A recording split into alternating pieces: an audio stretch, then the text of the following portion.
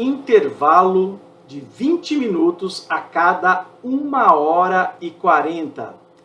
Olá, meus amigos, meu nome é Luiz Fernando Cordeiro, sou mestre e especialista em processo do trabalho, direito do trabalho pela USP, professor durante muitos anos. E se você ainda não é inscrito no canal, se inscreva, dê o seu like, compartilha, deixa lá o sininho para você ser notificado quando nós postarmos mais um vídeo, tá? Sem maiores delongas, vamos trazer para vocês aqui uma decisão interessante, que é uma decisão do TRT da Terceira Região, Minas Gerais, proveniente de uma das varas de Ubá, também de Minas, claro, que fala assim: trabalhador será indenizado após sofrer de asma crônica, trabalhando 10 anos em câmara fria. Antes de entrar exclusivamente na decisão, eu gosto sempre de trazer algo a mais para vocês. É interessante que esse trabalhador que trabalha em câmara fria, não só lá dentro, mas aquele que entra e sai, fica em contato com essa mudança de temperatura, tá? Ele tem direito a um intervalo de 20 minutos a cada 1h40 de trabalho contínuo. É o que diz o artigo 253 da CLT. Vamos ler? O artigo 253 diz assim: para os empregados que trabalham exclusivamente, veja, não pode ser algo eventual, ele não pode ter outras funções, tem que ser uma função exclusiva, no interior de câmaras frigoríficas, e para aqueles que... Outra coisa, não é só em frigorífico, sendo câmara fria, tá? É que a CLT na época trouxe aí frigorífico, mas pode ser usado analogicamente em qualquer câmara fria, tá? Não precisa ser exclusivamente de frigorífico. Tá? Para aqueles que movimentam mercadorias do ambiente quente ou normal para ambientes artificialmente frios e vice-versa. Depois de 1h40 de trabalho contínuo, veja, tem que ser um trabalho contínuo, será assegurado um período de 20 minutos de intervalo.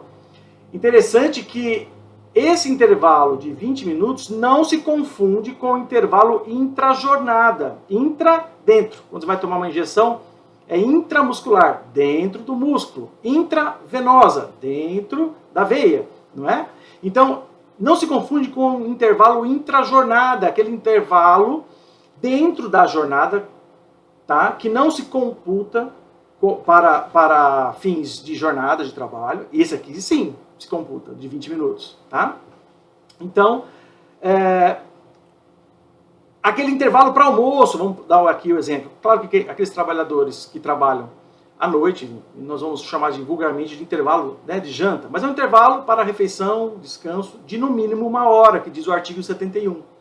Então é interessante você pedir, se não, a pessoa não tinha esse intervalo, e ele tem todos os requisitos do artigo 253, você está podendo pedir aí esse intervalo para ser pago como hora extra e o seu devido adicional de no mínimo 50%, se as convenções coletivas ou acordos coletivos não derem um adicional de porcentagem maior.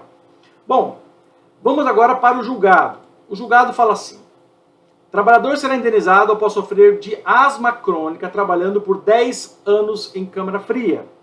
Um trabalhador de uma empresa de produtos alimentícios, veja que aqui é alimentício, não é nem frigorífico de carne de boi, né?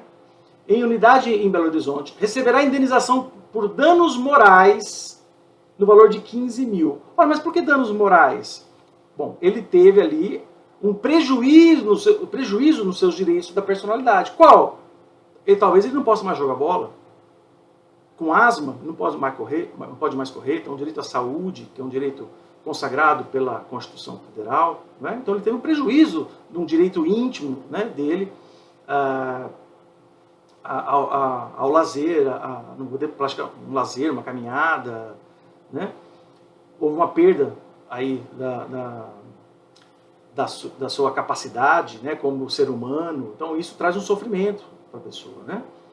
Então, por isso, do valor de 15 mil. Agora, o comentário que eu trago aqui é que eu acredito que o colega, ele podia ter pedido, havendo aqui uma doença ocupacional, provado que há um liame, né, um nexo de causalidade entre o trabalho desenvolvido na câmara fria e, consequentemente, o prejuízo da saúde com o trabalho, se ele é um trabalhador especializado, por exemplo, um açougueiro profissional, ele não vai poder mais exercer tendo asma crônica, não vai poder mais exercer essa função. Então, poderia ter pedido aqui, né, havendo uma perda parcial de capacidade, uma pensão vitalícia de um valor na qual pudesse ressarcir ele não poder mais trabalhar nessa função.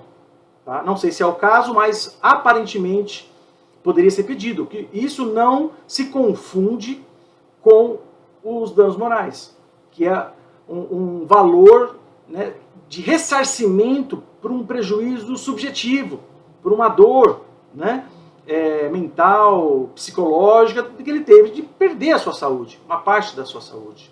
Não é?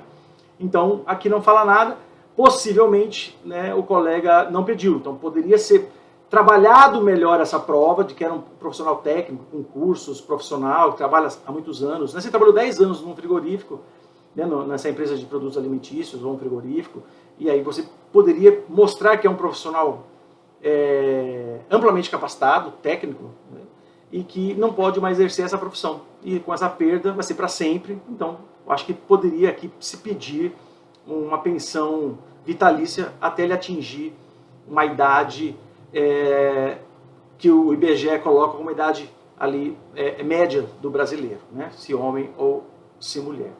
Tá? Então, eu acho que era isso que eu queria trazer para vocês, de um trabalhador especial que tem direitos peculiares e que você pode trabalhar aí um pouquinho mais, não só o dano moral, né, de uma asma crônica adquirido, né, porque ele trabalhou 10 anos, né, é difícil. O direito e a medicina não são ciências exatas, mas se trabalhasse 1 ano, 2 anos, dificilmente o perito se convenceria de que é em decorrência do trabalho.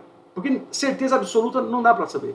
Mas 10 anos, né, há um forte indício de que nós estaríamos falando de uma doença ocupacional oriunda do trabalho, o que gera aí possibilidade de indenizações morais e também do intervalo, pagamento do intervalo e também uma pensão pela perda parcial da incapacidade vitalícia. Tá bom, meus amigos?